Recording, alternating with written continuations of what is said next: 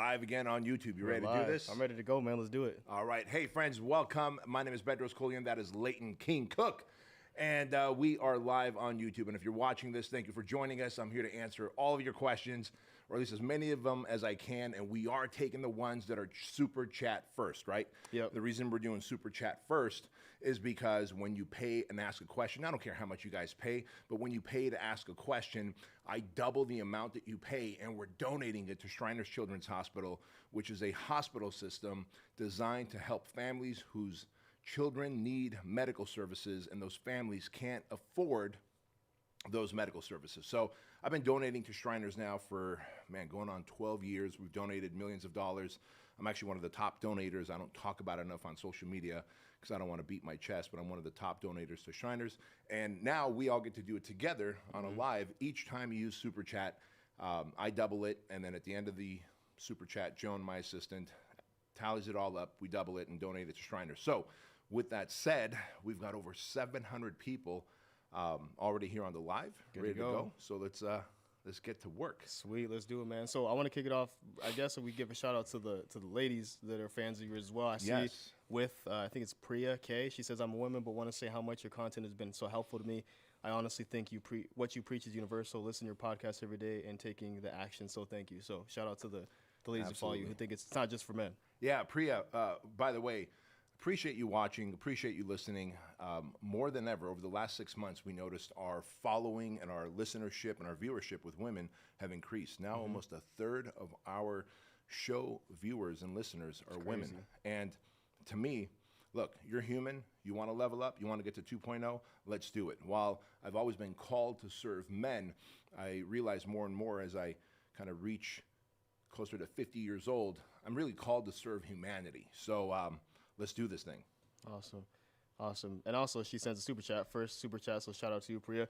She says, "I'm taking daily actions for my goals, but feel impatient, like I need to go even faster. Friends also fell off as I changed my lifestyle. What's your tips on putting your head down, grind, and be patient in a quote-unquote long game?" Yeah, so I think for people who are high speed, low drag, one of the virtues that we don't have is patience, right? Because if you're high speed, low drag, you're ambitious, you have big goals and dreams, you want it now because you can taste it, you can feel it. You know what it's going to be like. Like before I owned the house that I own, I think I've told you the story. I would drive up that street. I'm not going to mention the street I live on. I would drive up that street. I would literally park at the end of it in the cul-de-sac, and I'd walk down to that property, and I'd look over the wall. I'm like, oh my God, look at the acreage, look at the pool, look at the hot tub, like a detached garage. And I could taste and feel and sense myself coming home to that property. A year and a half later, one of the times that I was actually doing that, mentally kind of reliving it, the property was up for sale. And we negotiated and we were able to buy it. And so it's crazy, man. But, I wanted it a year and a half sooner. We had the money to get it. It's just it wasn't up for sale. And so patience is a virtue that people who are high speed, low drag, and ambitious have to learn. And look, this is what she has to do. Just keep your head down and do it. Time will go by no matter what, and the outcome will be produced, but it will be at the speed of the universe, of your creator. I've long realized that I could only lean into something for so much. The rest of it happens, at God's will, at your creator's will, and that's all you can do about it. Yeah. What about another part of the question where she says, and I don't even know if this is like the focus of it, but she says, friends also fell off as I changed my lifestyle. Like, what about the people who follow you, and they're obviously the type of people that are like you, where they want success, they want a above average lifestyle, and that's going to require some work. Sometimes friends don't want that. They're not on the same level as you, and you kind of have to drop them. Like, what advice do you have for them? Just kind of accept it. When you change, your friends around you who don't want to change. And by the way, it's not like I went around wanting to change my friends. They just saw that I was different. Through their eyes, truth is, they saw that, you know what, B's not fun anymore. He's not coming out and drinking. He's not staying out late at night. We're not causing a ruckus or whatever, right? And so they kind of started fading out of my life. They started to say like, hey man, now you've become too serious. You're all about work now. Well, no, I've got a dream. I've got an ambition. I can sense it. I can feel it. I can taste it in my mind's eye. It's so clear to me, even though it hasn't come to fruition, that I'm locked onto that. And if you have something like that, you would understand. But if you don't, then you're going to want to fade away out of my life. Right. Or I have to fade out of your life because I think I've told the story once before. I was looking forward to the Mondays, and my friends were looking forward to the weekends, because I knew on Mondays I could chart my own future. I could decide how much leads I generate, how much sales I make, and how much impact I have. My friends were like, hey, on a Monday, I go to work, I make the same hourly no matter how much I work, right? Whereas for me, if I worked harder, I made more money. And so I realized, like, hey, I'm looking forward to Mondays, they're looking forward to weekends.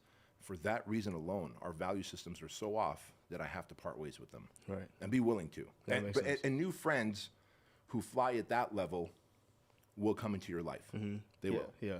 I was gonna say, I mean, coming to events like BK Live and being at places where these people will frequent, going to the gym, Yes. you're gonna find people who are into the gym, obviously, and into fitness. Going to different business events and masterminds, you're gonna find people who are also on the climb, and you guys can lean on and kind of build that friendship and camaraderie through places like that.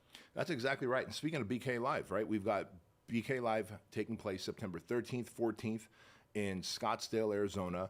We're going to have 1,200 attendees. Last year we sold out at the venue of 700 attendees, and we just couldn't pack in anymore, so we had to sell out 8 weeks ahead of time. We got a bigger venue this time in Scottsdale, Arizona, instead of California, September 13th, 14th. And I'm sure Andrew's going to drop a link here in the chat box where they can go and register for BK Live. But you'll want to come to an event like that where like-minded people hang out, and you just make newer friends who are flying at the same level that you are. Yep, exactly. Awesome. G sends a super chat. Thanks, G. He says, best advice for co-parenting a 2-year-old son with a cheater that you can't stand and have a deep hatred for? Oh, snap. That's a tough question, G. So I'm going to get up your ass about it. In hindsight, if you go back when you met the cheater, we probably could have seen some indicators that, like, this person was not a copacetic life partner, let alone someone to have a child with. But we can't go back and fix things. What we can do is move forward. So the best advice I can tell you, my friend, is to adopt stoicism. In other words, the core of stoicism is this: control what I can control, cope with what I can't control, and concentrate on what counts. And what counts, G, is raising that 2-year-old child into the best version of a human that they can become. What you can focus on are the controllables. So when you have that child, when they're with you, they're within your energy, your proximity. Are you going to talk shit about the mom or the dad, whoever the cheater is, since their name is G? Are you going to talk shit about the cheater, or are you just going to pour into them, love them up, educate them, make them into better humans, teach them emotional discipline and resilience, and keep them into sports and encourage them to become winners and not just to get a participation award? And they will see over time that 2-year-old one day will become a 20-year-old. And that 2-year-old, when they're a 20-year-old, hell, even when they're a 16-year-old, they'll be like, oh, I see. This parent poured into me, loved me, encouraged me, built resilience within me. This one gossiped, was toxic, and just shared a whole bunch of rumors. I'm going to be more like this one. I'm going to love this parent more. So you're in it for the long haul, and you're going to have to parent the best of your abilities when you have that child. Right. And it's, I mean, just to add on there, like, it's not easy to do that. Like, it's not easy to not, get the best of you and talk a little smack. Even if it's like, you don't even realize sometimes you're saying the comments, but you're making little sly comments. Your kids pick up on that.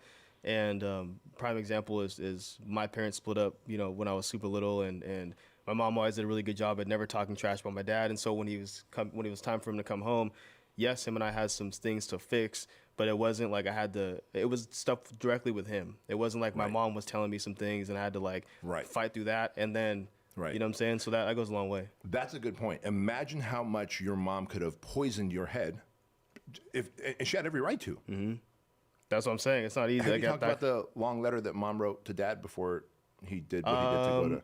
I'm sure I have. I talk about everything. But let's talk about it. Yeah. So like if I were your mom, it'd be easy to have resentment towards your dad, right? Because she wrote, I think, 11-page letter, a massive letter to dad before doing that criminal activity that landed him in jail. So she could have said, like, look, man, I fucking wrote this letter to you, a heartfelt letter. We've got a baby boy. Like, why are you taking this risk now? And he was like, no, this one thing's going to work out, and it didn't, and he ended up in jail. So she could have taken that resentment that she had towards dad and poisoned your mind with it for years. Like, she had, quote unquote, every right to, right? But she didn't. And Toy, your mom is an awesome human being.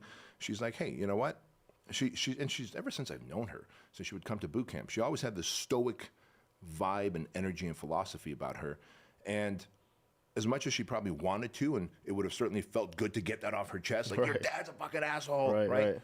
Look, all that means is in the future, you're going to have to deal with more garbage before you reconnect with your dad. And so you just cited a great example of what G here can do to make sure that their kid doesn't have to deal with more shit in the future. 100%.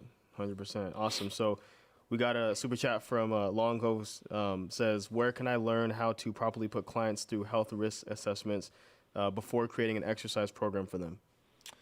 Oh, that's an easy one. There's something called the PARQ, the Physical Activity Readiness Questionnaire. And if you probably Google that, Fitness Assessment Questionnaire or PARQ, you will find it.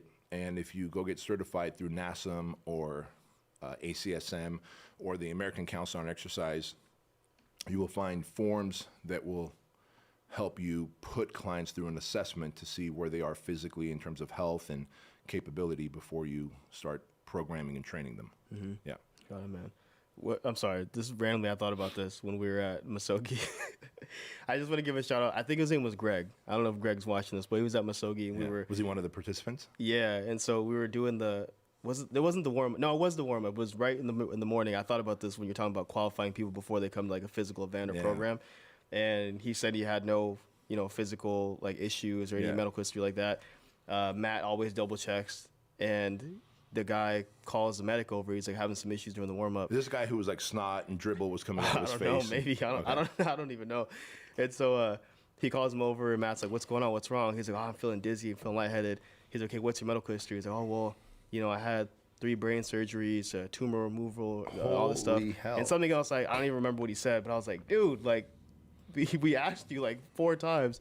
So anyways, make sure you double check that. I just randomly thought of that. It just happened this past weekend. Isn't that funny though? Like, actually, that's a great example. So if his name is Greg, shout out to Greg. I didn't know that. He made it though. But he came to the Masogi. And if you guys don't know what the Masogi is, again, if you go to bedroskeuilian.com, you scroll down a little bit, you'll see the Masogi Challenge. It happens once a year. The next one that takes place is February of 2025.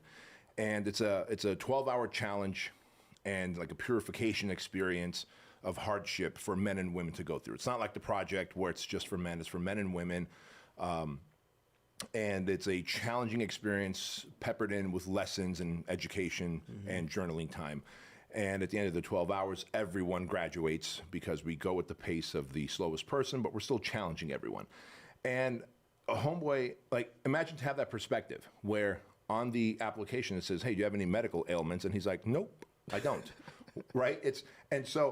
And then there's people who like 5 years ago hurt their back. Right. And they go, 5 years ago I hurt their back, so I'm limited in mobility and I can't do this and I can't do that and I have to be careful here and I have to take a lot of Advil for that.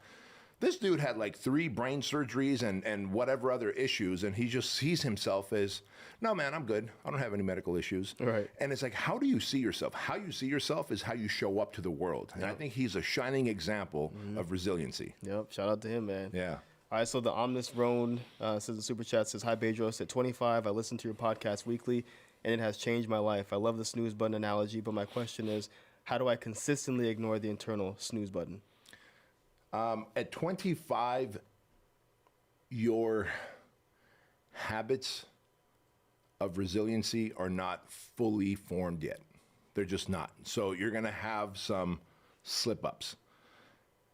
If you are self-aware enough, which he is because he's asking this question, then you'll know, this is the internal snooze button trying to get me to slip. This is the internal critic. This is the internal bitch that's trying to get me to slip up and be an average peasant-minded person. Yeah. I'm not peasant-minded, so I'm going to shut this thing down and listen to the inner advocate and get up and do what I'm supposed to do, even though I want to go to my phone and scroll through social media or watch a YouTube video or whatever. And so, and I know this because at 49, it's so much easier for me to eat clean now than at 39 or 29, right? Back then, at 29 and 39, I could just out-train my bad diet, and I was good. At 49, I can't just out-train my bad diet, but I've got more discipline, I'm better structured, my resiliency and ability to like develop a habit and stick to it has become rock solid. It's almost like your habits are a little bit soft and mushy when you're in your 20s. As you get into your 30s and beyond, they guilty, harden. man. Yeah, Can guilty you, for sure. does that make sense to you? Yeah, I mean, you walk past me before, I'm like eating a burrito or a bagel or something. You're like, dude, I'm getting fat just looking at you eating Right. that. Right. But like before, you used to do that too. You know what I mean? I could So- literally, I would eat a burrito in the car and then walk into the gym Right. and be fine. And If just I eat a crush it. burrito in the car and then try anything, I'll have a blowout. Like, it'd be over. You know what I mean? That's funny. Another super chat from Maureen Lorena sends a $50 donation. So shout out to you. We appreciate you so that. much. That'll be doubled and donated to Shriners. She says, B, Napoleon Hill talks about the other self in his book, Outwitting the Devil. Have you talked to yours? How was your experience?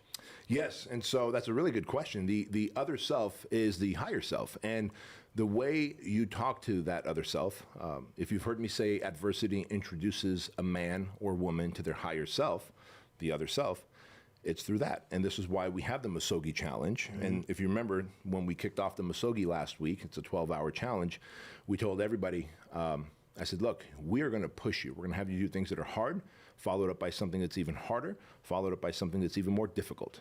But we're not going to have you do anything that's impossible, but some things will feel impossible in that moment.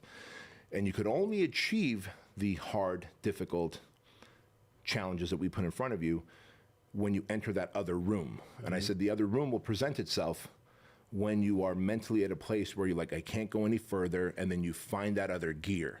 And then all of a sudden that door appears, and you enter that other room, and that's where the higher self is. That's when the other self is. And this is why for years I do the Suck Fest, right? I started doing the Suck Fest 5 years ago, and I was like, all right, I know what I'm gonna do. I'm gonna work all day, and then when the sun goes down, I'm gonna start hiking all throughout the night, and I would hike an average of 34, 35 miles throughout the night until the sun would come up. And I just was like, I'm not gonna train for it, so I know I'm gonna get blisters. I know my knees, ankles, hips, everything's gonna hurt. But it is in that level of high level of self-induced suffering that you meet the higher self. And in fact, on Sundays is when I train legs for 2 hours, and then I'll go and hike the loop, which is 3.2 miles of 4 massive hills going one way and those same massive hills coming back the other way after a 2-hour leg training session. And I get after it on a leg training day. And so during the week, every Sunday, I have a micro Suck Fest that I put myself through. And in that moment, time of suffering, I start speaking to the other self. Like, you start having these epiphanies, like this higher voice, the higher self shows up, this brilliant, well-connected, tapped into source voice, inner self shows up and starts addressing you, and you talk to him, and you solve through your life's biggest problems that you were unable to solve through just sitting at a desk trying to take notes, like, how do I fix my life? Right. You will find the answers when you are in that other room talking to your higher other self. Right. But the higher other self only shows up over prolonged periods of adversity and suffering. That's just how our Creator has made us. There we go. There we go. Next super chat, Mr. Nabel says, hey, Bedros, you've been a massive influence in my life. I'm becoming the 2.0 version of myself. What would you recommend for a man who starts work at 2 a.m. for a solid, better routine? So if you start work at 2 a.m., I would say have the same routine that I do, just my day starts at 5:30 a.m. So, you're probably going to go to sleep earlier because you're waking up earlier, but nothing else should change. There's 24-hour gyms, and so you still should work out in the morning, because I think if something's a priority to you, and your health and fitness should be a priority, and we know that when you work out, you release endorphins, dopamines, all the great happy hormones and chemicals in your body. I want that first thing in the morning, so that if I'm going to have a hard day, I have my day stacked in a favorable way that I'm going to win because of all the great hormones and chemicals that I release during a workout. It's just for him, he's going to have to start much earlier. So his day starts at 2:30 in the morning. Mine starts at 5:30 in the morning, so he's just going to have to wake up 3 hours earlier, which means he's going to have to go to sleep 3 hours earlier and just move everything backwards the other way. It's going to take a lot of planning and preparation. That might mean also that your time with friends are different, because in my case, most of my friends are awake when I'm awake. Right. In his case, a lot of his friends and family members may not be. So access to his family might be a little different, and so you'll have to make time for that, maybe use the weekends for that. That's probably what I would do if I had a schedule like his. I would use the weekends for that, and I would talk to my spouse and my kids and say, hey, look, dad's got to do this or mom's got to do this because this is just how I roll. This is a priority for me. But on the weekends, I'm going to work out at normal times since I'm not working at 2:30 in the morning. And then ultimately, by the way, I would tell this person, find a schedule that's normal. And the reason I would say that is our circadian rhythm, our internal biological clock, is designed to sleep when it's dark and to be awake when the sun's out. Right. And so while I commend everyone who works night shifts, late shifts, swing shifts, cops, firefighters, nurses, doctors, whoever, at some point you'll have to get back on a normal, healthy schedule. In fact, one of the beefs that I had with your mom when I was training her 15, 16, 17 years ago, I was like, Toy, when can you get back to a normal schedule? As a nurse, she was working that swing shift, that night shift. She was off at 5 in the morning or 5:30 in the morning. And like, I knew that her circadian rhythm would do better, her metabolism would do better, her ability to burn fat and build muscle would do better if she had normal schedules. So as soon as you can, find a way to get back to human schedules. Yeah. Yeah. 100%, man. 100%. All right, we got to give a big shout out real quick, man. Brandon Carter's in the chat. You know what I'm Brandon saying? Carter, what's up, man? Shout Long out to time no Brandon, talk, man. bro. Yeah, it's crazy, man. Like you guys are like Mount Rushmore for me as far as like people I looked up to and watched. Like you, Brandon Carter, Mike Rashid, Elliot Holst. You know, so Brandon's shout a out to good dude, Brandon. man. Yeah, Yeah. yeah, definitely, man. We appreciate you. Thanks for the donation, Brandon, man. We love and appreciate you, bro. There we go. Scott Beeler sends a donation. He doesn't have a question, but he just sent a donation, so we appreciate it, Scott. We're going to double that. Send it to Shriners. Thank you, Scott. And next super chat. So the skateboarder in me thought this said Tony Hawk, but it's actually Tom Hawk. He says, I know, I was like, damn, Tony and Brandon? Oh, snap, it's my birthday today. He says, love the show, B. How do you prioritize which work to do when your to-do list feels endless, especially when most tasks feel high priority? I start with the highest of priority, which to me is money and meaning. In that order, right? And so in the mornings, like, think about it, 7 companies, and while 2 of the 7 have great leaders in place, 3 of the 7 have great leaders in place, at the end of the day, I still have to make some big decisions. I start with the decisions that make the most impact on money first, and then meaning, to me, second. All the other trivial decisions on, are we using this 401k or that 401k? I can have someone else in the company do that. I can have our CPA or accountants make that decision. Should payroll be on the 15th and first of the month, or should it be weekly? I don't care. Like, whatever the team wants, the majority wins. Right. So I try and delegate out as many decisions as I can, and I leave the highest priority decisions to me. But they are usually based around money and meaning, and money decisions first, because people go, well, why money decisions first? I got bills to pay. I got payroll. I've got a mortgage. I've got buildings and properties and overhead operations. Like, I think our monthly nut, just for us to break even, just to stay in business, is close to $1 million a month. And so I got to bring in $1 million a month. That's the zero line. Right. Anything above that now is profits. Right. Right. And so money decisions first, and then meaning decisions second, and then delegate out to great team members. If you don't have great team members, start making more money so you can hire great team members and delegate to them. Jim Bazell sends a super chat, says, thank you for all you do. So that's it. That's all I wanted to say. Thanks, Jim. Thank you, Jim. Appreciate you, brother. Hugo Robles says, my question, I broke the spell not posting on social media. You said it's our resume. Now I just started posting my workouts and have motivational words. It's been good feedback. How do I avoid imposter syndrome? You've changed my life. Let's go. Oh, the way you avoid imposter syndrome is not posting about things that you're not good at, right? So I definitely own real estate, but I wouldn't say that I'm a Grant Cardone or a Robert Martinez. I'm not a real estate mogul. I don't feel good going around teaching about real estate investment, because shit, I might teach something wrong. Maybe something that works for me is not going to work for the masses. Yeah. So if I started posting about real estate investments, I would feel like an imposter. I talk about fitness, I talk about health, I talk about making money, I talk about congruency with your higher self, because those are all things that I do every day, 7 days a week, every second, because that's what I'm aligned with. So if you are living proof of what you do, you're never going to be an imposter. If you start talking about and being about things that you just took on a habit, like I just started jujitsu, right? Whatever. Now it's been almost 3 months. But I'm nowhere near qualified to train and give advice on jujitsu. Right. I'm about as white belt as they come. And so to me, I'm just all ears, mouth is shut. If I started giving jujitsu advice, like, hey, because I weigh 225 pounds, my pressure game is strong, and here's how you should do pressure, because Henry Akins taught me to do pressure this way, and Mike Velez taught me to do... Well, maybe what they taught me works with my 225-pound body. It doesn't necessarily going to work for you or someone else. But if I had 3 years of jiu-jitsu under my belt, I might know that. And so I'm not going to give advice on stuff that I don't have expert knowledge on, because I will feel like an imposter. And same for this guy. Yeah, I think also too on that point, like some people, especially in the fitness industry, when they have like imposter syndrome, maybe they feel like their physique maybe isn't up to par where they can be given advice. Like if you felt like you were like solid, like I'm cut, like I really put in the work, like you don't even know my day to day. I do all this stuff. I constantly weigh my food or whatever. Your confidence is through the roof. You won't feel like an imposter. So I don't know what this guy looks like. Obviously he does well fitness wise for himself, but if you feel underqualified, maybe, it could be that. And by the way, you make a good point. And if you're a work in progress, right? In other words, let's say the dude weighed 300 pounds, but he's lost 50 pounds. But he's certainly no walking, talking anatomical chart. He's not like chiseled and ripped. Man, to show before and after pictures and say, look, man, I'm on my journey. I'm a work in progress. I've lost 50 pounds. I've got another 50 to go or whatever. Dude, that is huge. That is inspirational, motivational. And someone might say, hey, how did you lose weight? You might say, well, look, I don't know how you can lose the last 10 pounds and get shredded, but I can tell you how I lost my first 50 pounds. Right. And I made these decisions. Maybe I cut out sugar and I started eating more fibrous foods and increased my protein intake. That'll work for someone who's morbidly obese, because if it worked for him, it'll work for them.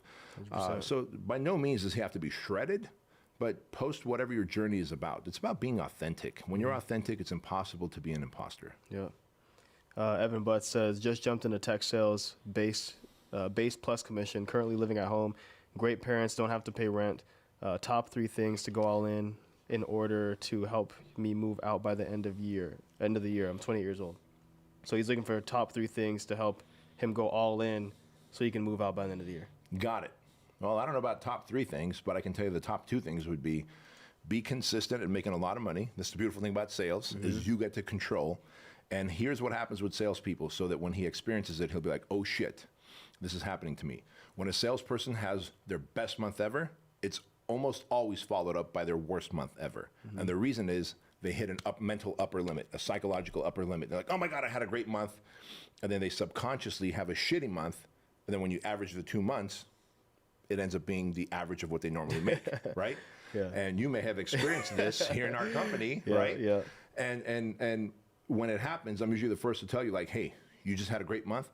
Start chasing your next best month. Start chasing your next best month after that, until it becomes a muscle where you're like, I just have to be a record breaker, a record setter, and not, let that mental glass ceiling come where I'm going to hit it and then slide back down and then average it out to whatever. So 1, make an obscene amount of money. When you have your best month, have another best month and another best month and another best month, until it becomes a track record where you're just a guy who is always stacking best months. When that happens, take 20% of the money that you're making. Don't spend money frivolously. If you're looking to get out, take 20% of the money you're making and start investing it in things where you're going to get at least 5 to 10% return on investment. Money market accounts, the S&P 500, crypto. I know people shit on crypto, but I've been doing really well on Bitcoin because I've been consistent with it for the last 6-7 years. And when it crashed earlier last year, I knew that the SEC was, I didn't know for a fact, but I knew that it was going to be a legitimate source of income, and it was going to be a legitimate source of money. And sooner or later, the SEC has to accept it. And when it does, then retirement funds are going to be given the green light to start investing in Bitcoin, which means, and there's billions of trillions of dollars in retirement funds, which means crypto's going to go up. So sure enough, SEC gave it the green light, and Bitcoin has gone up, and I've been making millions over the last several months, but that's because I've been consistent with it. Now, that 20%, would I tell them to put all of it in Bitcoin? No, that's higher risk. I would say, money market accounts, S&P 500, things that will get them 5 to 10% interest, and then make it a habit. He said he's 20 years old? Or 28. 28 years old. So think you do that for 10 years, and it's called dollar cost averaging. Every month, put in the same consistent dollar amount, no matter how well it does or how bad it does. You do that for 10 years. At 38, he'll be cashing out millions. I promise you. Got it, man. Mr. OG asks, says, I'm 24 years old, broke, moved to a new city solo, currently trying drop shipping and flipping free stuff on Craigslist. Do you have any advice for how to market myself to others? Thanks ahead of time. Love the show. Yes. Watch a whole bunch of YouTube videos on sales. If you have enough money, buy a couple of courses on selling, or at least books on selling. And if it's like, hey, what book should I buy? Don't ask me dumb questions like that. Just go to Google. Ask Google what are the best sales books. The ones that have the highest reviews on Amazon are the ones you should buy. When you learn to sell, now you are desirable by any company. Then you reach out to these big companies and you say, I will sell your shit for commission only. I don't want a salary. I don't want insurance. I'm not going to be a liability. I'm going to be an asset to you. I will sell your shit for commission only. And then start selling. That is the fastest way to start being marketable and to actually make a ton of money if you're good at selling. And be consistent with selling. Like, selling is one of those things that it's a muscle that you have to develop. You know this. Like, now you're like selling a $100,000 domination your coaching program while Betsy's in bed with the baby and while you're trying to feed your other baby and you're, wild. That didn't happen in the beginning. No, in the beginning, I it would was have like, flopped that so bad. Yeah. So like now you've developed mastery in selling, but you've developed mastery in selling because you spent the last 12 months on the phones pounding it out, dealing with the rejection left and right. And so that's what this guy needs to do too. A lot of people who get into selling give up way too early because they're like, it wasn't for me. Well, guess what? Selling really creates a great opportunity for income, working for someone else and writing your own paycheck. But like anything else, it creates great opportunity. It comes with a great amount of work. Right. And you got to go through it. Yep. Shout out to Dean Campbell, sends a super chat. It doesn't have a question. It doesn't look like he just wanted to send a donation. So we'll be able to double that and send it to Shriners. Thank you, Dean. Another shout out from Mario Lidenegger, I think is how you pronounce it. He did the marathon challenge. He says, hey, Bedros, I just wanted to say thank you for everything you do. You made me realize that I'm capable of everything I put my mind to. I ran a marathon last year. He says, in parentheses, my first ever long run. Right on, man. Congratulations on that. I love hearing when everyone's doing the marathon challenge. By the way, if you guys want to try that marathon challenge, go to bedroskeuilian.com/challenge. Free 6 weeks of training. Remember, I trained for and ran a marathon in 6 weeks. And I told myself that I'm not made to run. I'm not designed to run. I'm designed to lift weights. I'm 240 pounds. There's no way I can run. And I trained for and ran a marathon in 6 weeks. And we're given that entire training program, the nutrition and recovery program, and 6 weeks of mindset motivation. And you will have some massive, massive breakthroughs. If there was a mindset program for you that could be given to you in 6 weeks for free, it is that. And so it's bedroskeuilian.com/challenge. Take that challenge and you will thank me for it later. Solid. Excuse me. Shout out to Aiden Phoenix. Just want to send a donation. No question. So thanks, Aiden. Right on. Thank you, Aiden. By the way, guys, if you're new and watching this right now, every donation that you guys give through these super chats, whether you ask a question or you just give a donation, I double that donation and we donate it to Shriners Children's Hospital, and they deliver medical procedures and surgeries to children whose families can't afford those medical services. So I appreciate you guys massively for helping me do this. We're really doing a lot of good work together. Solid. All right. Super chat from Free says, I appreciate you both as always. I've been accomplishing goals, staying fit/lean, and much more, but still lack confidence. Any thoughts? Thank you. Yeah, where confidence is concerned, and by the way, congratulations that you're staying fit, staying lean, and that's one great way to do it. But you want to keep stacking wins. Confidence is a byproduct of stacking wins, number one, and keeping promises to yourself, number two.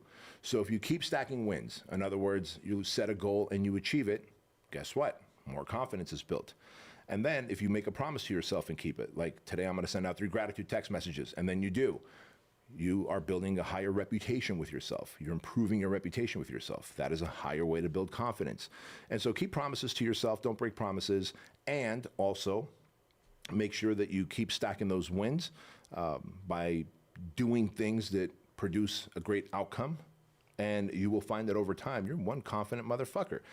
And I'll tell you this, when I wrote my book, Man Up, I was confident in terms of building businesses. I was confident in terms of my fitness, but I did not have confidence in authoring a book. Yeah. And so that little imposter syndrome monster comes out when you're writing a book and your subconscious brain is like, dude, you started 4 or 5 businesses and you're good at it. You've kept yourself in shape for years. You're good at it. you've never written a book. If you write this book and it's shit, it's forever out there. Even after you die, that book is out there. Right. That's what people are going to remember of you, right? And it's like, oh, God, that is overwhelming, bro. Right. And so you almost have to start building confidence in new areas all over again. So for me, I had to learn to build confidence as an author. Now that I'm working on my second book and subsequently my third book at the same time, I don't feel the lack of confidence, or I don't feel like an imposter, because I proved to myself and to the world that I could write a best-selling book, my book, Man Up. Right. And so sometimes you'll have confidence in certain areas, but then there's a whole new category that you're brand new in that you have to start over again in terms of building your reputation and your confidence, and that's okay. That's the human journey. Yeah, no, that's awesome, man. So on that note, too, I was thinking about this the other day. I was talking to my godfather, and we were talking about not confidence, but it turned into that. We're talking about my YouTube show. He's just saying he was watching it, whatever, and he's proud of me. And I said a lot of my confidence comes from now, like being a father, which obviously in the past, I didn't have kids, so it didn't come from that. And then even in the beginning, when I first started to have, had my first daughter, I'm still new to it, so I'm not super confident. But as years go, more kids get added to the family, the tribe gets bigger, you get more confident. And I realized through talking to other dads and different, my friends, husbands or whatever, I'm hearing like they're not doing certain things that I do, and I'm like, damn, I'm super confident because I'm doing a lot more things than they are. Same thing with you and your kids. Like that's why they turned out the way they are. Now being 16 and 18, you can see that you poured into them so much, and that confidence comes from that too. So I think it's everything, not just fitness, not just financial. Like, what are you doing as a whole that's going to make you confident in yourself as just a human being in general? Yeah, and there's so much truth to that. I mean, you're 29. And you have 3 kids, and you're pouring into them, making sure that they become the best versions of themselves down the road while you're still learning about yourself. Yeah. So you're trying to build your confidence while you're also helping them build theirs. But the process of helping them build their confidence, you're building yours. Because then when you see that they do something that you taught them, like the first time I saw Andrew, I think he was like maybe 5 or 6 years old. He walked up to someone, an adult, and he shook their hand, made eye contact, and like asked the 3 questions that I taught him and Chloe to ask. Because, like people always walk up to a kid and go, oh, Bedros, is that your kid? Yep, that's my son, right? And they would go, oh, little boy, what's your name? And, they expect him to say, my name is Andrew. And so Andrew stood up, like I taught him some. When you shake hands with another man, you stand up, make eye contact, firm handshake, and you ask him, hey, what's your name? How do you know my dad? And what do you do for a living? And they were shocked that a 6-year-old can do that. I'd be shocked. And I felt, and I felt so much pride when he did that. I was like, holy shit, it worked. Yeah. That gave me confidence. So as I helped Andrew build confidence, that gave me confidence that what I taught him worked. Just the other day, as we were, I think I even talked to you guys about it, but it was off camera. Me and Coach Mike Velez were rolling. We were getting one of my sessions in, and Andrew came in to roll with us, but he came in a little late. I heard the gym door open. I kind of craned my neck looking off the pads, and he comes in strutting in. He's like, hello, gentlemen. Like, just with such confidence, just hello, gentlemen, to me and Mike. And I was like, damn, dude, as an 18-year-old kid, as an 18-year-old kid, I would have never had that level of confidence until 2 grown men, like, hello, gentlemen, with that level of confidence and charisma in his voice. And it's because we started off early with him, And that just makes me feel so good about myself. And that confidence I can ride into other areas of my life. Exactly. That's major, man. That's major. I love it. Hugo Robles. Okay, so he sent another super chat, another donation. Thanks, Hugo. He says, I did the Masogi challenge last weekend. Nice. Okay, anyone that's thinking of doing it, no brainer. I've been measuring my food, losing fat, and gaining muscle. I've been disciplined and consistent. Thank you for the info. Good man. Good man. Hugo, proud of you, man. It was great meeting you, by the way. Hell yeah. A gangster. All right. We got another celebrity in there, man. We had not Tony Hawk, Tom Hawk, but Brandon Carter. We got another one in there. A regular. Mr. Botticelli's in the chat, man. What's up? Mr. Michael Botticelli. History with Mr. B. There he is, man. I love this man. I love seeing his name, man. He's consistent, too. He's always showing up and just saying hello. He says, can someone be successful in life without being an entrepreneur? Can a regular guy be a winner without being a businessman or an owner? Absolutely. And in fact, yesterday I was on a podcast. Shit, I wish I knew the name of the podcast. It escapes me right now. And the guy asked me that question. Statistically speaking, only 7% of businesses are successful. And success is defined by they are making enough profits to give the owner a living wage to live and have a decent place to live and food and et cetera. Only 7%. So that means we got a 93% failure rate in business, right? So that tells us that 93% of society should not be an entrepreneur. It is high risk. You're on 24/7, 7 days a week, solving the world's problems. You are the person that everyone turns to when there's a problem. When the pandemic hits, everyone turns to next person, next person, next person, until the CEO turns to me and goes, what do we do? I got no one to turn to, Leighton. Right. The buck stops with me. I have to come up with an answer. Yeah. I don't know if it's the right answer, because when the fuck have we had a pandemic in my lifetime, right? But I have to come up with an answer because they're looking for an answer for multi-million-dollar companies. And so that is pretty scary shit. But I know I'm cut to be an entrepreneur. Like, I'm meant to be in this battle, and I enjoy the blood and the guts and the glory that comes with it. 97% should not. And in fact, there's certain people who I love dearly who I believe should not. And so it is very possible to be successful, because what is success? Do you make enough money to do what you want in life and without being in debt? If the answer is yes, go to the next one. Do you have time freedom to be able to care about your health, your fitness, your family, your faith? The answer is yes, go to the next one. Do you feel you have sovereignty? In other words, can you freely move around the world? Are you living in a country where you can freely move around the world? Or a state, because the United States can be a little wacky with some states not allowing you as much sovereignty as others. And if you have the financial means, you have the ability to have meaning in terms of your health and family and faith, and you have sovereignty, then guess what? You are a successful human being. You're a successful human being. And that can happen very easily, whether someone is a teacher, like my dear friend here, Michael Botticelli, whether someone is in sales, like you are, right? Or anywhere in between that category. It's just you have to manage your money differently. You have to make investments, and over time let it compound, and maybe you're doing some other work on weekends that allows you to make a little more money, and you say, this work that I do on weekends is all of my investment money, but in 10 years, that's gonna give me a higher level of freedom and financial sovereignty. Then you don't ever have to be an entrepreneur to be successful. Right. It's just the sport that I chose.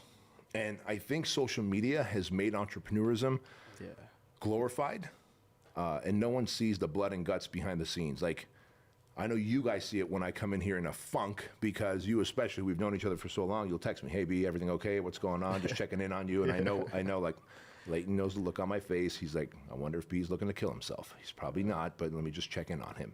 And I never am, but sometimes the weight of the world and the problems are so intense that I go inward. But when I'm able to fight through that and come out the other end of it, I'm like, fuck yeah. Like, it was my version of a Super Bowl. You know? Confidence boost there too. Yeah, the confidence boost there too. But man, I know that's not meant for everyone. That's a sport, just like, you know, Navy SEALs and Army Rangers and Delta guys, like, they're cut from a very different cloth. Like, they will run towards battle. They get some kind of high out of it. They are designed to operate at such a high level under massive amounts of stress and the risk of death. You know, but then when they come into my world, some of them are unable to do that. And I coach some of those guys.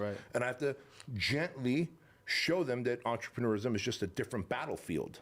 And the enemy is not very specifically identifiable. So here's how the enemy show up on my battlefield, the entrepreneurship battlefield. And they get it, and they understand it. But it's not for everybody, that's for sure. Oh, got it. JPOV says, much love, brother. Been here since day one, but how are you dealing with your emotions on grieving with the loss of your mother? I recently lost mine. Oh, bro. Man. I think I'm doing well, and then all of a sudden, my dad will call, but he'll call from the house phone, obviously, and I had the house phone saved, like my mom and dad's house phone, saved in my phone as Mom. So I'll see a missed call from Mom, which is obviously my dad calling. And I'll just fall apart and start fucking whimpering and crying. And then I was going through my voice messages the other day, like, you know, you just realize, like, no, I don't think, do you ever check your voice messages, or do you just go, oh, someone called, they left like a voice voicemails? message? Yeah. And every once in a while. I rarely check mine. And so someone important in business had called, a coaching client, and it had gone to voicemail. I was like, oh, let me go to voicemail and check. And then I started scrolling down, and I saw like voicemails from my mom. I hit play and I heard my mom's name, my mom's voice, and I fucking started crying, and I just turned it off. I thought I could hear it, and I was excited, like, oh my God, I get to hear my mom's voice. And she's probably and she would just call and like, hey, just checking in, how's it going in Armenian? You know, how are you? How's the kids? How's the family? When are we going to see you guys? You guys want to come over for dinner? It was just those kind of messages. And as I started scrolling, I'm like, oh my God, there's a whole bunch of these. Bro, I heard just her saying hi, and I had to turn it off. Yeah, that's too much. And she died in September, and here we are now in February. So healing apparently takes a lot longer, and the weirdest things will trigger you. I don't know. I've heard people tell me it'll take up to a year. You have to go through every season, every holiday, every birthday, her birthday, your birthday, everything. And then I've heard people also tell me that, you know, there's a hole in your heart that is permanently left there when your mom passes. And I now believe that. So how am I doing? I'm coping well with it. I like to say that I'm totally fine with it, but obviously I'm not. I see my mom's name pop up on my phone because my dad calls and I just fall apart. And so, brother, I feel sad for you. Deal with it the best you can. Talk to people that you love about it. Memorialize your mom by just talking about, like I was talking to someone yesterday about how my mom loves sunflowers and how I want to plant some sunflowers in the backyard of our property, just to remind myself of my mom. But just, you know, keep her spirit alive the best you can, but know that it's just this thing that's going to make you feel like you're drowning at random times. And you're like, holy fuck, I didn't even expect that to happen. It just comes. You know? Hey, by the way, all of you that are watching and listening to this, can I ask all of you to just give me a thumbs up? I would love a thumbs up. If you would like this, it would mean a lot to me. And if you could leave a comment, I don't know if there's a comment box on here, just because I want these lives to get more traction, because this is one few opportunities that I get to interact with people on the show. And so when we give it more likes, when we give it more comments, and if you're not subscribed, by the way, feel free to subscribe. That will then get more eyeballs on this over time. Here we go. Speaking of algo boost, Joe Luplo sends a $50 super chat. Thanks, Joe. Appreciate it. Joe, he's a project graduate. Exactly. Shout out to the project. Are we going to see? I don't know. Well, obviously, like, he's going to talk to me. He's going to answer. I don't know if we'll see him tomorrow, but hopefully. Well, that's right. Yeah, tomorrow we've got the Project Brotherhood meetup at my ranch, Black Site Ranch in Temecula. Joe, I don't know if we're going to see you out there, but if we do, looking forward to it. If not, we'll definitely see him probably during the project coming up in March next month. And thank you, Joe, for the donation, man. We're going to double that and donate it to Shriners. Cool. Appreciate it. He says, next one says, Wagner Vietas says, Bedros, we are growing fast and we are hiring 5 to 10 new sales associates per month. Any framework for us to do a great job filtering the candidates? Any specific questions to ask? Thank you. Yeah, that's a good question, man. Whenever you're hiring salespeople, rather than asking a question, I like to put them through a trial sales close. And so whether you're doing that yourself or you've got someone who's doing it, obviously it needs to be someone who has sales experience. And they may not know how to sell your product, but you would say, hey, tell me what you sold last. And let's say they sell solar. Well, if you sold solar, great. Knock, knock, knock. Open the door. Here we go. Let's role play. And I want to hear his pitch. I want to give him objections and see how he handles objections. They're on the spot, because how you sold the last thing tells me how you're going to sell the next thing, which is my thing. That's good. Yeah. And so there's no real question that you can ask to a salesperson. Like if someone is going to be a web developer, I might say, hey, do you know how to develop a database and C++ and do, work with Meta's in-frame design, etc. Or if someone's a copywriter, like, hey, can you show me part of your sales copy that you've written that has high conversions? Let me go read it somewhere, right? Let me go see it. A seller, a closer, you have to hear their script. You have to give them objections. You have to see what their cadence is, how comfortable they are. I used to hate doing that with you. I'm not gonna lie. Now that I'm over the hill. Yeah. It's the hardest thing. I used to, the pressure, man. I'm like, well, role play with you right now. All right. It's funny, right? Because like if you feel like you're at a 7, as soon as you role play with the boss, you like reduce down to a 4, like a 2. Yeah. That's what I felt like. That's how I was with Jim Franco. Like I was like Jim, I'm a good closer. He goes, oh great, let's do sales role play, and I feel like I went from a 9 to a 2 immediately, but that's how it is. But also, like I knew in the back of my head, like okay, if he's sounding like a 4 now, he's really like a 7 or an 8. Right. Because I realized the pressure that the boss puts on. You know what I mean? Right on. Alex Liu Sands super chat says, "Thank you, Bedros, for your videos. Last 40 kilogram. Wait, last 40. That's what that means, right? Kilograms. KG last year. Now trying to get my 6-pack to show."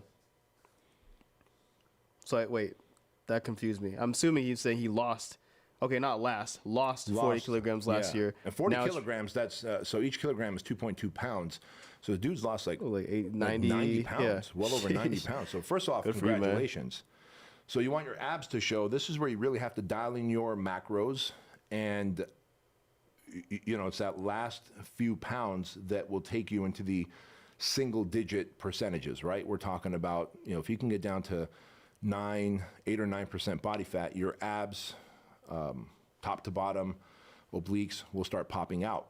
At 11, 12%, you'll see the faint outline of your abs.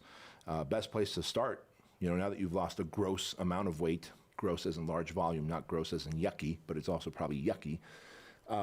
I would hire a good coach, man. Joe, if you're here, reach out to this guy, or just Agogi.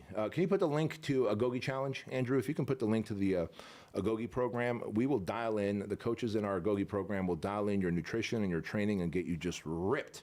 And then you can take those fucking ripped pictures and put them on your Tinder and get laid all day long. I'm kidding, but not really. Not really. Yeah. Okay, Aiden Phoenix sends another super chat. He says, "I'm a trans man that has lived a broken life of severe abuse." I don't know if we can say, I'll say grape. I don't know if those will, anyways. "And religious cult trauma. I refuse to let it define me. I just want to be a better man. How do I level up despite the depression?" Is this the trans dude? Yes. That we saw in the first come earlier? Yeah. Going from female to male? Yes. It says, because the question is, how do I live a life of a better man? Is that what it was? Okay, I think you're right. Yeah, you're right. Okay, so and just clarify to me if I'm wrong here, homie. You've gone from female to male, trans dude, and obviously RAPE. You've been raped. I just said and YouTube just canceled us. See, this is what's stupid about this stuff, man. It's like I have to use words like self-delete and self-cancel because you can't say the S word. It's just dumb, man. How are we supposed to help people when we can't fucking say words? Anyways, right. Let me get off that pedestal. And so, what is his question? Can you just reiterate his question to me? Yes, I just want to be a better man. How do I level up despite the depression?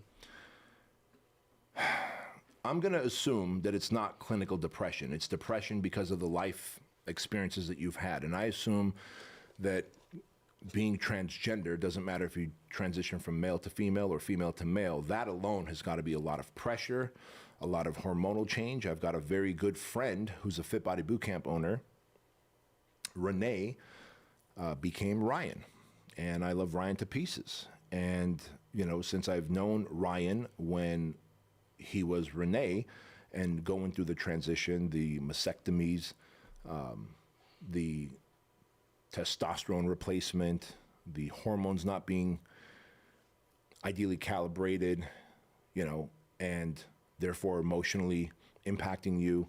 There's a lot going on just in the transitional part, let alone when you've experienced sexual trauma and you haven't healed from it. So one, I would say go hire a great therapist. Look up Kevin Downing in Brea, California, Turning Point Counseling. And if you're in Southern California or wherever in California, you might be able to work with him, because I know he can work with anyone in California because he's licensed in the state of California. He was my own therapist. I've referred hundreds of people to him by now. So if he can work with you, he will. If not, at least find a good therapist and start working through your shit.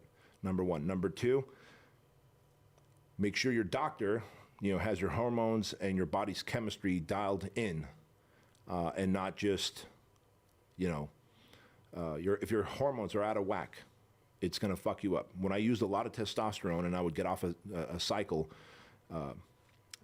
in a inappropriate way, in other words, I would just cold turkey get off a steroid cycle, your testosterone levels drop.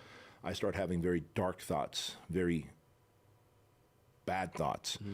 And I remember thinking, like, man, there's got to be a better way. And I later learned about post-cycle therapy. Like, you have to taper off. There's stuff that you take, like Clomid and Arimidex, et cetera, that allows you to get your natural testosterones back up, HCG.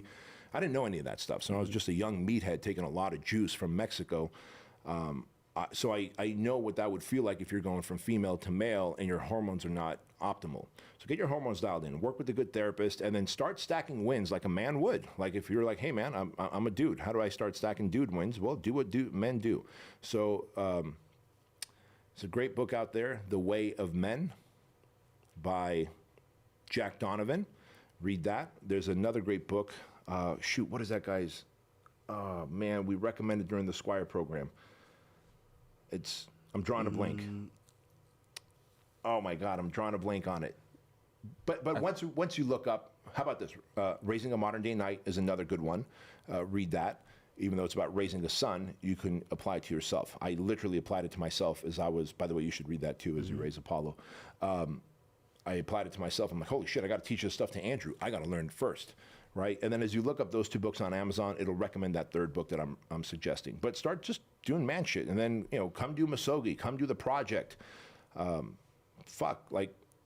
It's a healing journey that you're on, and it's not going to be overnight. Like it took 15 months of every Monday going to therapy, working with Kevin to be able to heal through this shit that I went through, right? I was sexually molested. And so it's going to take time, but you're going to do the work and just look at it as your own personal misogi. Like look at this healing process as your own personal suckfest, and you'll come out on the other side of it with more confidence, less depression, less anxiety. And that's really what the human journey is about. Awesome, man. Shout out to Chris and Aaron, Life with Chris and Aaron specifically. I don't know if that rings a bell as far as a YouTube channel, but they're going to be coached by you. It says, this is Aaron and Chris. We can't wait to get coached by you in March. Love what you're doing. XOXO. Thank you so much. Yeah, man, they're new clients. Looking forward to working with you guys. And in fact, all of you here should go follow them on their YouTube channel. They've got a great channel. Nice. MH says, great meeting you in Layton at Misogi. What's going on? It was beyond what I expected. Amazing experience. Thank you for putting me in an uncomfortable situation to grow. This is San Francisco. Oh, San Francisco. Yeah, man. The person's name, San Francisco? Well, no. He's a Chinese dude with the long hair. Yeah. Okay, yeah. I was thinking they were calling him Axl Rose. Yeah. Steve was calling him Axl Rose because he wore a bandana like Axl Rose. But he's from San. I go, hey man, where are you from? He goes, San Francisco. I go, do you know how they separate the men from the boys in San Francisco? He goes, how? I go, with the crowbar, because San Francisco is known for a high gay population, so they separate the boys from the men with the crowbar. Killing us in the algorithm. Yeah, a little gay joke there. Let's see if YouTube cancels us for that one. All right. He says, looking forward to continue learning from you. That's awesome, man. What's going on? Musadi, I don't know how you pronounce it. Sorry, I butchered your name for sure. I'm 19 years old. I've been going to the gym consistently for 2 years. Went from 135 pounds to 185 pounds and maintained a six-pack. I want to find a new productive hobby that will make me strive in my 20s. Any suggestions? Thank you. I think a great hobby for him would be jiu-jitsu or some kind of Muay Thai, some kind of like combatives. Something, yeah. Right? Yeah, I think that's the way to go. Yeah, it's going to be a straight weapon at that point. Yeah. I think every young man should learn combatives and selling. Like if you learn, because that way you know how to kill on the streets, and then you know how to kill to fill up the bank account.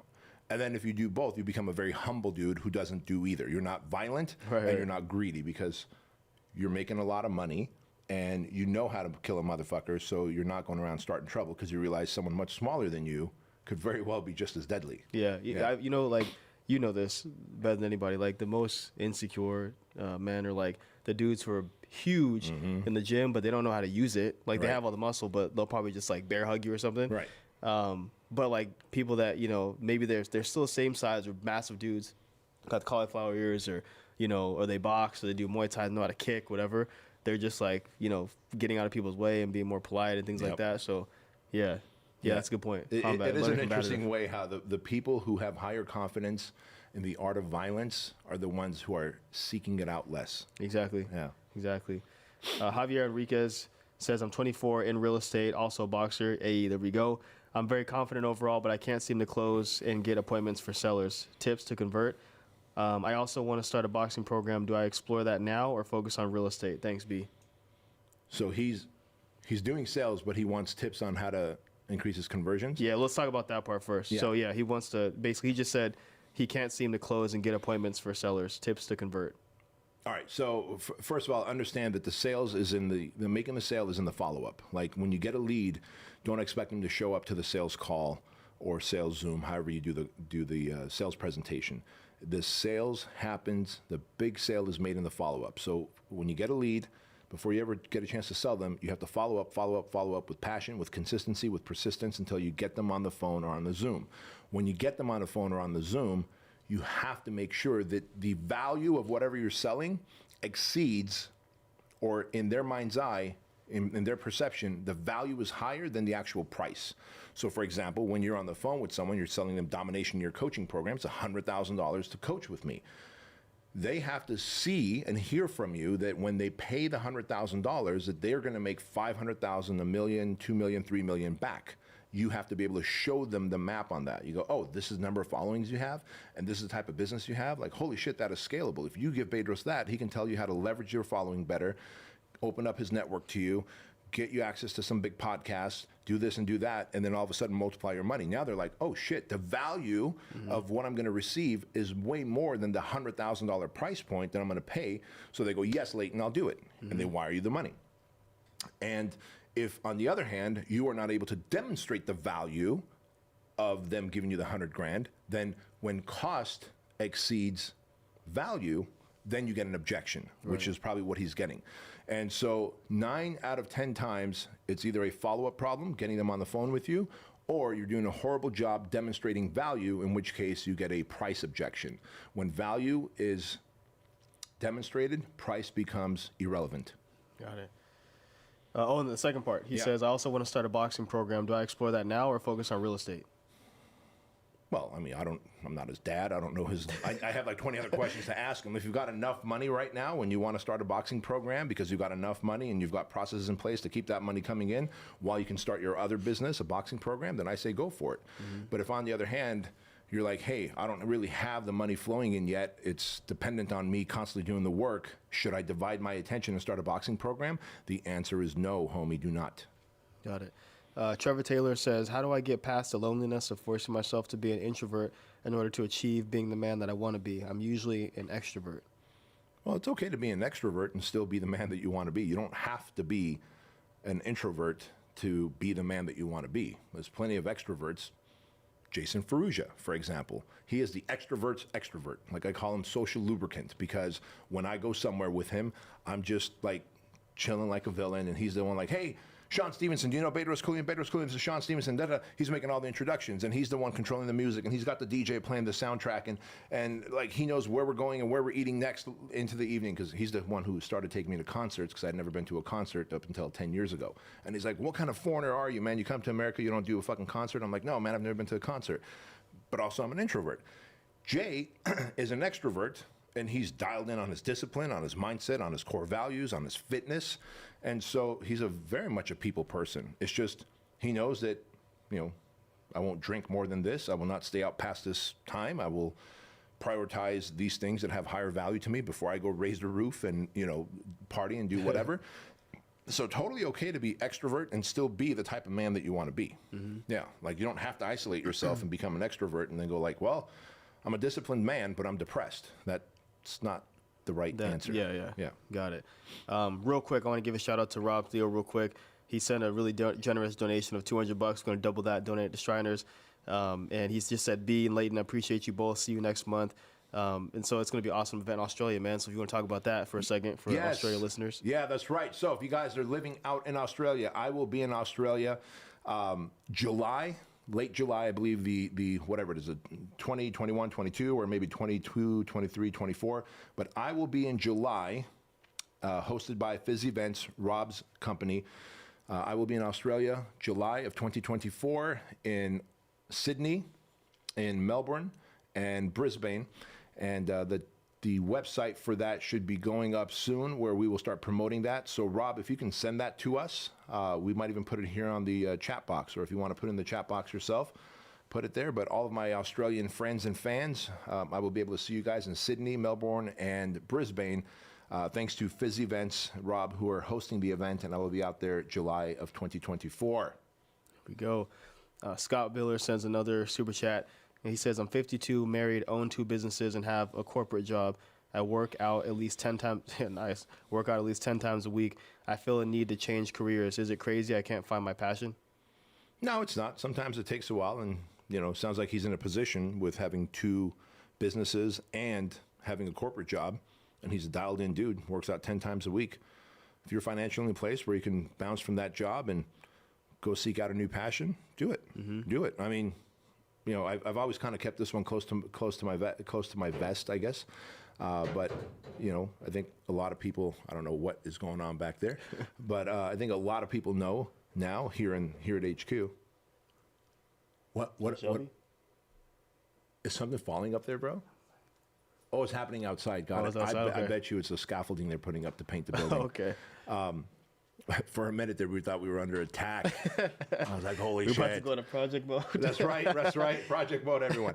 I lost my train of thought. What the fuck you were talking about it's not crazy for him to feel like the need to change careers. Yeah, I've been keeping it close to the vest, but now that I've got my companies dialed in, I've got leaders in all my companies and things are more systematized and I have more time, I'm starting to kind of look at not changing careers, but do stand-up comedy, right? Like I've got a dark, twisted sense of humor that will very easily get me canceled, which is perfect because I've got fuck you money anyway. It's perfect. Yeah, so I figure like if I do one stand-up show and get canceled, that's excellent. It's worth it. It'll be an awesome special. Yeah, but I want to learn how to write bits. I want to learn how to deliver a punchline. I'm learning all that stuff, and so and if I don't get canceled, then guess what?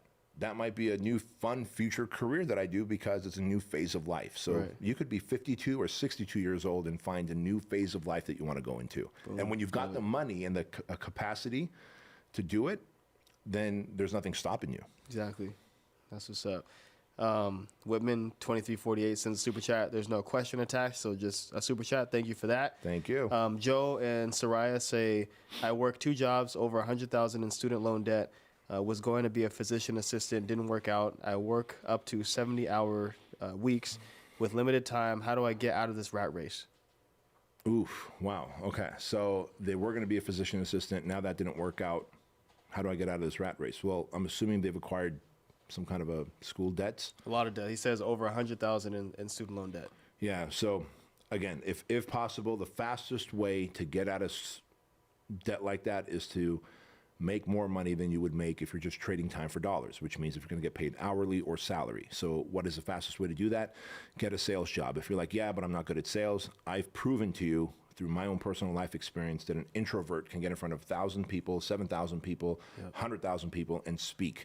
I've proven to you that I can learn a language. The English language is second to me. It's not my primary language. I've mastered it so well that I get paid an obscene amount of money to speak and do the show and et cetera. I am not a naturally factory installed good salesperson. I've developed the skills to sell. So this person should go and develop the skill sets to sell high ticket shit, make lots of commissions, pay off your school debt. When you've paid off your school debt and you could pay it off very quickly, within a couple of years, you will now be in a position to have better control over your time and therefore be able to make the pivot and get out of this living hell of life that you've gotten yourself into. Mm-hmm. Yeah. But I mean, sales is always the answer. If you are in debt and you need money fast, short of selling fentanyl, the answer is go sell high ticket items, that give you large commissions. Here we go. Rogue Jr. says, appreciate you guys. Took your advice about going hard on weekends to do my own thing. Been buying, fixing, and flipping cars quite a few now. Tired of the 8 to 4 job. I need to get serious about my fitness. I'm slacking. Hell yeah, man. So he already took one advice from us, which is to use his weekends to make side money. He's flipping cars. So now it's time to get lean and jacked, bro. So, click that Agogi link and let the coaches in the Agogi program get you lean and jacked. Stop playing. Yep. JPOV sends another soup chat. He just wanted to thank you. He says, I appreciate you, brother. Keep being you. Thank you, JP. Much love, brother. All right. Warhammer XLK sends a super chat. Says, love you, Bedros. I am Armenian from Syria. I had a similar experience. Almost got abused in a taxi, but I was able to escape. I use that dark energy for positive wrestling and boxing. It does take good time to heal fully. Your video has helped me. Thank you. Thank you, brother. Much love to you. And be safe out there in Syria. Yeah, and it does take time to heal, man. And it does create this, if you've ever watched the TV show Dexter, Dexter has this, what he calls his dark passenger within him, his dark side. And I've always called it my monster. There's this dark side of me that exists, but I've learned to use it as a superpower in times of when I need to push through something.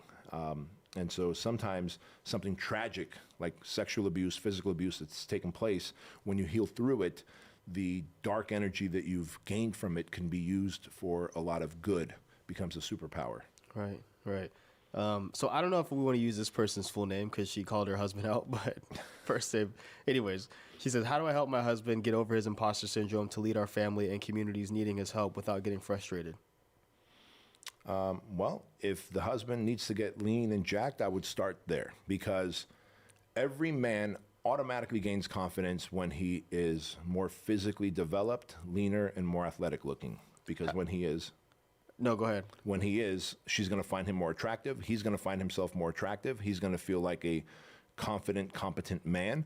That's going to bleed into the next thing he needs to do to become a more decisive man, to get the next win. That's why I always say that fitness is the gateway drug to the higher self. Take control of your health and fitness, get lean, jacked, develop abs. And when he does that, that will start trickling into other areas of his life with her encouragement. What I was going to say as a follow-up, because that all makes sense, but how does she as a woman talk to her husband into doing that? Like, for example, like us talking to our wives, let's say that we were talking about them and getting better shape or whatever. Yeah. Like you got to be very careful. Well, all right. So if I were her, I'd be like, hey, baby, I'm guessing that you're experiencing imposter syndrome because you've said so. Maybe he's told her that. Or she just senses like, hey, baby, are you experiencing imposter syndrome? He says, yes. Well, do you think it's because you feel like you're not authentically being who you're supposed to be? Yes. I was listening to the Bedros Keuilian show, and he talks about that if a dude is feeling like an imposter and kind of lacks confidence in several areas of life and doesn't feel like he's able to be the congruent man that he wants to be, the best place to start is fitness. So if you're feeling like an imposter and it's bleeding into other areas of our life, including our marriage, because you're just not showing up as like I love you the way you are, but it doesn't seem like you love yourself, and you're showing up as kind of a crusty, angry dude or whatever, however else he's showing up, or you're not following through on the promises to the family. And so with love, I'm calling you out and saying that, you should take Bedros' advice and get lean, get jacked, because it's the number one thing that you have absolute control over. And when you do, that will bleed into other areas of your life as you develop and gain more confidence. Right. Now, he might say, fuck off, I want a divorce. Or he might say, you know what? I needed to hear this. Thank you for loving me and telling me this, because that is an act of love to call people out. Yeah. Yeah. To that point, I remember, I don't even know how many years ago this was, but it stuck to me. And it was before I was married or anything. Just advice that Monique. I don't know. You know who Monique is? No. Wait. Comedian. Like. Oh, yeah. Yeah, the black lady. Yeah. Heavy set. Yeah. So on that note, so she was way bigger than she was. She lost a lot of weight now. Like she looks a lot better, right? And she said that people always told her that she needed to lose weight, whatever. But she was like, "This is me. Take it or leave it." She had that attitude. You know what I'm saying? Right. She ran with that. That was like part of her.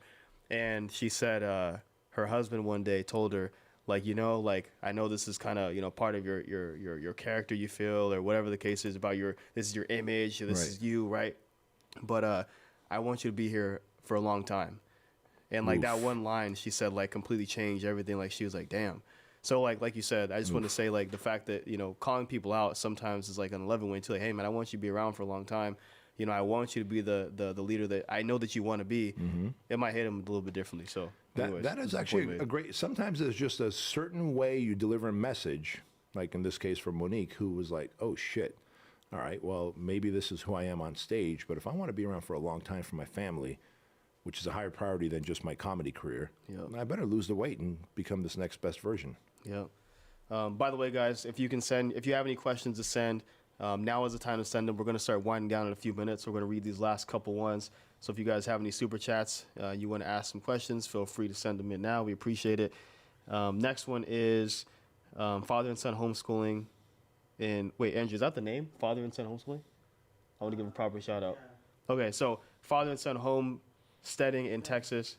Born without my left hand or right foot. Oh, snap. About to turn 40 and enter my first jiu-jitsu tournament this year. You have been a huge part of helping me raise my son over the years. Holy shit, brother. Shout out. Fucking massive shout out and congratulations to you. This is further proof that the mind is the strongest muscle on the body. Mm-hmm. He doesn't have his left hand or his right foot. Yep. right? And there I was being a big bitch when I tore my tricep last May.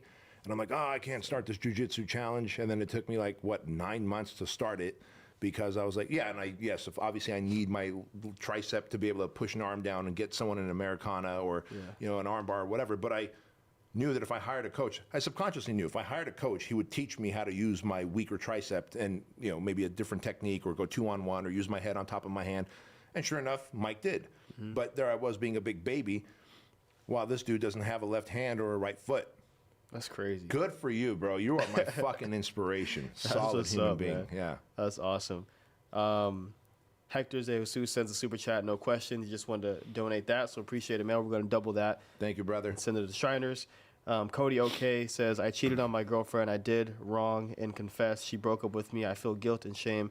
Pressure from ex's father about not being good enough still hangs on my head. How can I move on and excel to become the 2.0 version of myself? Well, don't ever do it again and start doing the things that a good man would do, which is not cheat, be honest, be kind, serve others, and over time, this too shall pass. It's not going to pass over a week or a month.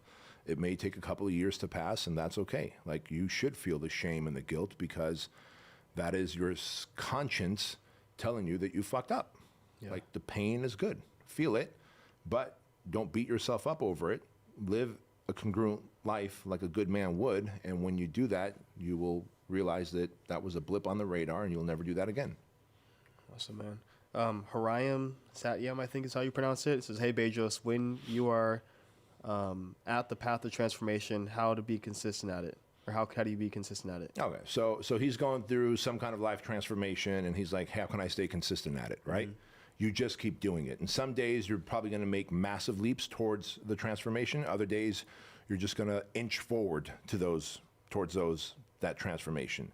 But no matter what, every day there has to be a deliberate and constant forward momentum towards that, no matter what. Like, you have to look at it as though there's I call it the gun to the head method. I always tell this to my coaching clients upstairs when we're working on their business.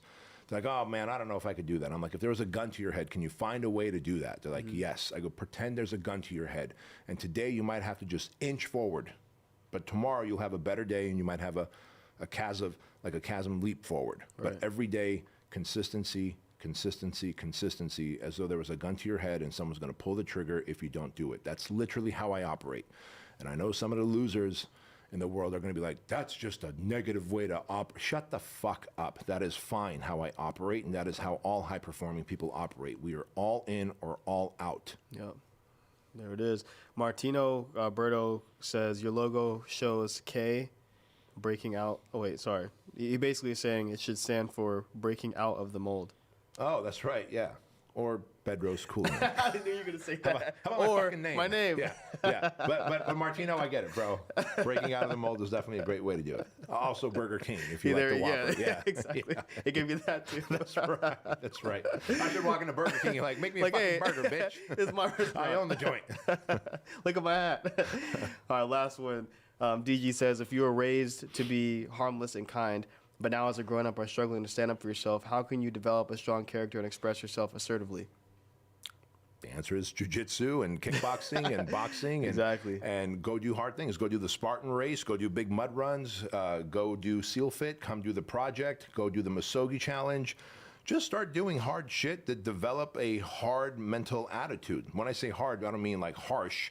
I mean, like, just be a fucking hard motherfucker, where you're unbreakable, unshakable, unstoppable. When you do these things over time, you can't just do one Misogi or one project and be like, ta-da, like I muscled through it. Like, you have to callous up your mind, your soul, your spirit. So you have to do it. That's why every Sunday I beat myself up.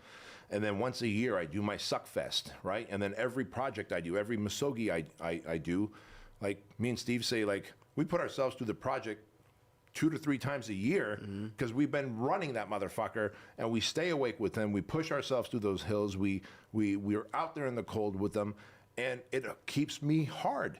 And then you add, combatives to it where you learn there's something amazing about whether you got gloves on and you're not just punching a bag, but someone's punching back at you, right? Like when me and Andrew started to spar, when me and Aaron, your coach now, who, taught me how to box, Like, I was like, oh shit, he's hitting me with those mitts. Yeah. Like, I thought I'm supposed to hit the mitts. Now he's hitting back. Like, Right. what the fuck? That was scary at first, bro. And then I was like, okay, all right. But he taught me what to do. As long as I do it, it shouldn't be so bad. And it worked.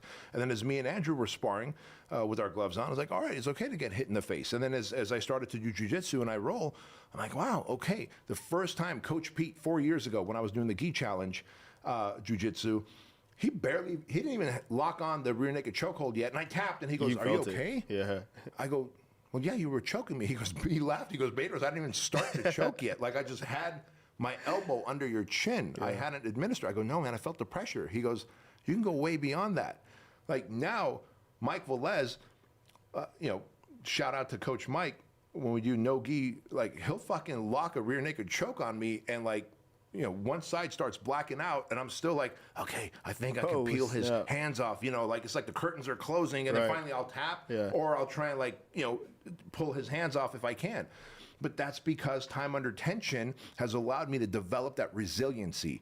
And so you need to get into combatives and realize your face, your body, your neck, your joints are a lot more resilient, and feeling another man's strength trying to strangle you, and then realizing that you know how to protect yourself against it gives you a high level of confidence. Whether the protection is this way with gloves or this way for the neck for jiu-jitsu, it just gives you a high level of confidence. Like, if the poop hit the fan, I got some tools I can use. Exactly. And that just makes a man feel good. Yeah, no, it really does, man. True that. I lied. That was not the last one. I missed this one. Priya K sent a follow-up sales question. She says, what's your biggest mindset shift that's helpful as an introvert? Plus, your thoughts on why people are scared of selling. So my biggest mindset that helped me in terms of being an introvert is realizing that not everyone's looking at me under a microscope like I thought they were. Like, it's like, oh, man, as an introvert always wants to stay in the shadows and wants to observe and not necessarily be on stage. And so when an introvert like me has to then create content, go on social media, take the stage, and turn on my extrovert, which I know how, what's her name? Sasha Fierce. What's her real name? Beyonce. Beyonce has created that alter ego, Sasha Fierce, because she's an introvert, but they asked her, like, how are you able to go on stage and do all these, like, sexy dances and moves? She's like, well, that's not Beyonce Knowles, that's Sasha Fierce, right? So you have to channel your Sasha Fierce, and you have to realize that not everyone's really looking at you because everyone's too busy looking at themselves and they're worried about how they're feeling. Right. What was the second part of her question? She says, let me go back. What are your thoughts on why people are scared of selling? People are scared of selling is because rejection. You're guaranteed rejection, not even possible. You're guaranteed rejection every single day when you're selling. Like, doesn't matter if you go on 2 sales calls or 20 sales calls a day, you are going to get rejection on every sales call. Some rejections you might overcome and then get the money, and then we deliver the service. Other rejections you may not. They may say, that's too expensive, I don't want to do it, or I can't afford that, or my wife said no, or my husband said no, or here's $1 million, I can't, whatever. But you're going to have to face rejection, and people don't like getting rejected because they take it personally. Right. So another one came in right before. They know now that we're about to shut off. We'll ask one more. Jason James says, thank you, B. What high-ticket sales jobs would you consider if you had a successful sales background? What high-ticket sales job would you consider if you had a successful sales background, enjoy it, but live in a small state? He lives in Nebraska. Oh, man, I would start selling high-ticket coaching programs like masterminds, coaching programs, fitness programs, nutrition programs, mindset programs, stop smoking programs, like any kind of high-ticket coaching program for big online authorities, celebrities, influencers that have like $5, $8, $10, $20, $100,000 programs. I mean, look, my coaching program, Domination Year, cost $100,000. My closer gets 10% commission on that. That's not a bad commission on that, right? Not at all. And so, that's a $10,000 pop, but you got to earn it, and you do a great job of it. So I love high-ticket closing in terms of coaching, because you can live in a small town in Nebraska and be closing for someone who lives in fucking Manhattan and runs a coaching program and has a big following, and you're just in their DMs getting leads, getting them on the phone and selling them the service, and then that person or their team delivers the value. Got it. Awesome. There's one more, but we kind of already answered it. I just want to give a shout out to them. I think it's Antoine Tran, I think is how you pronounce the name. It says, hey, Bedros, I realized all of my friends don't want to become the 2.0 version of themselves, no matter how much I try to persuade them. should I leave them? We talked about it in the beginning. I know, we'll be able to replay this again. Yeah. But that was a good one that someone in the beginning asked as well. Yeah. Well, that I first think of we'll all, hit on it. yeah. So first of all, thanks for the donation. Second of all, yes, you should leave them. And it's going to happen inevitably anyway over time, so you might as well speed up the process and just part ways. You don't have to be like, hey, because you're not developing into a 2.0 person, I'm leaving you and you're an asshole and you're always going to be a loser and I'm going to be a winner. Announce it. Yeah, you don't have to make a big deal about it and get stage time about it, but just slowly phase out of their life and you will find more 2.0 people to fly with. There we go. All right, that's all she wrote, man. We got a lot of super chats, man. It was actually sometimes, when the super chats aren't as consistent, I'll look through the chat and just kind of see what questions, but consistently, Andrew just kept feeding me new super chats. And so shout out to you guys. Reminder for anybody who didn't hear what we said in the beginning is that all the super chats that were sent are going to be doubled and sent and donated to Shriners Children's Hospital, which is an awesome cause. And so you guys are part of that. Thank you. Yeah, thanks, guys. Appreciate you all. And as always, remember, you are the walking, talking example of humanity in your life. If you want the world to be better, if you want the economy to be better, start by you being a better human, you fixing your economy, you fixing your mindset, you fixing your body. Because at the end of the day, you know how I wrap everything up, which is average is the enemy, that success is your responsibility, and change will take place in an instant if you are willing to flip the switch. We'll see you guys next time.